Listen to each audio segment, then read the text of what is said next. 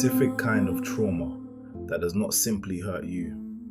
It changes the architecture of your mind. It teaches your nervous system to scan rooms before you enter them. It makes silence feel suspicious. It makes love feel conditional. It makes safety feel like a trick. And when the trauma is deep enough, you do not just question people, you question reality itself. You ask why it happened. You ask why no one stopped it. You ask why the people who should have protected you became the reason you needed protection. And somewhere beneath all of that, whether you admit it or not, there is a darker question. Where was God when it happened? Not in a poetic sense, not in the church answer sense, but in the cold, private, midnight sense. Where was God when you were being shaped by fear?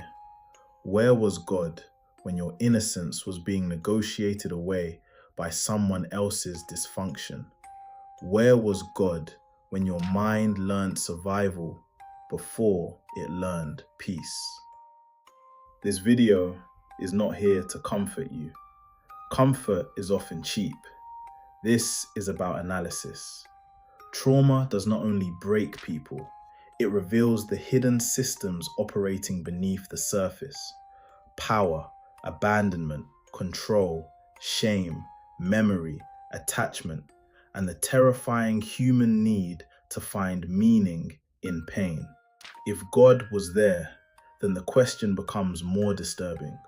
Not why did it hurt, but what did the trauma expose about you, about people, about power, and about the reality you were forced to survive? Chapter 1. Trauma is not the event, it is the internal collapse. Most people misunderstand trauma. They think trauma is simply what happened to you. The abuse, the betrayal, the humiliation, the neglect, the violence, the abandonment.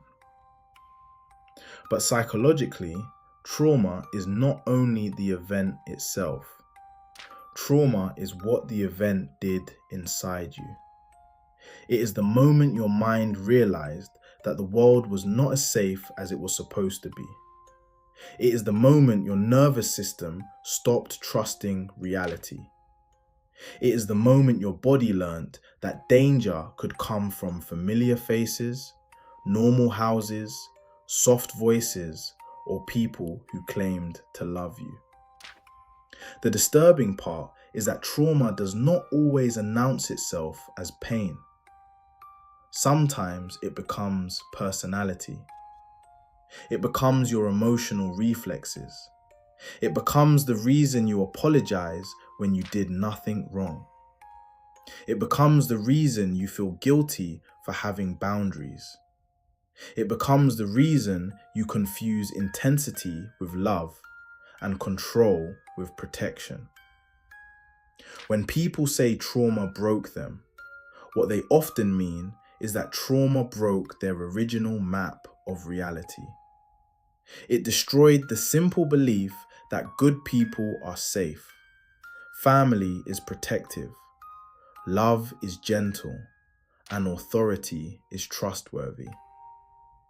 And when that map collapses, the mind has to build another one.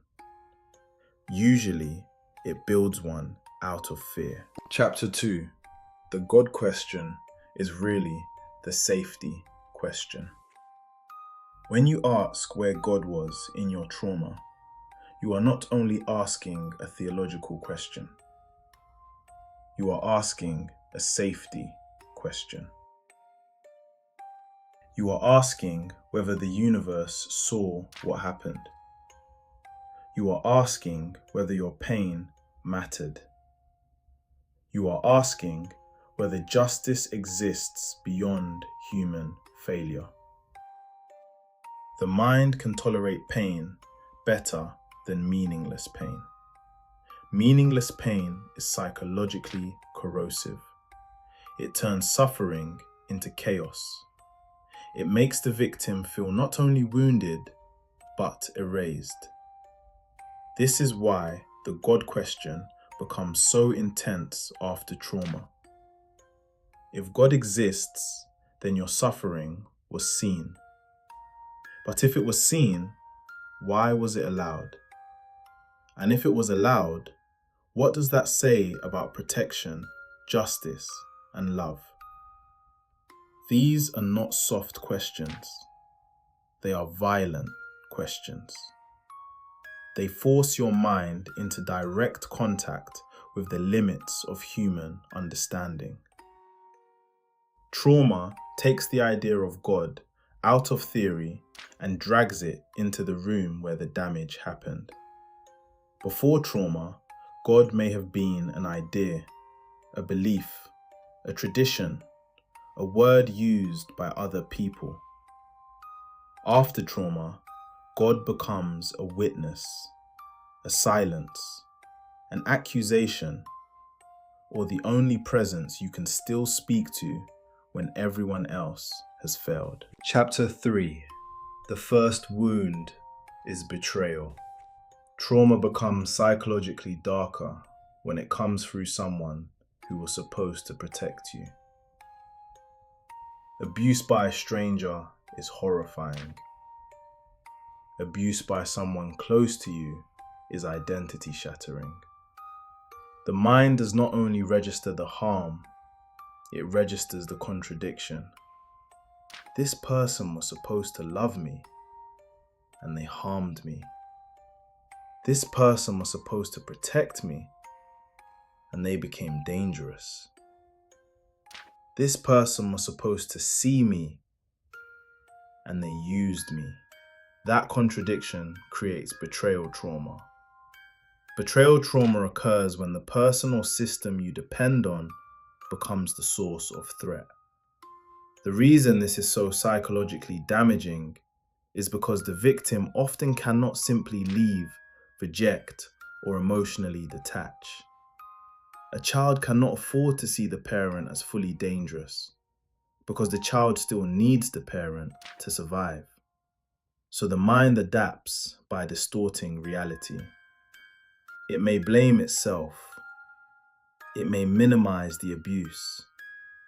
It may split the abuser into good and bad versions.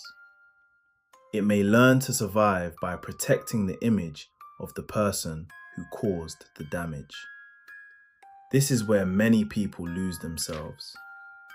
They are not only wounded by what happened, they are forced to betray their own perception in order to survive it.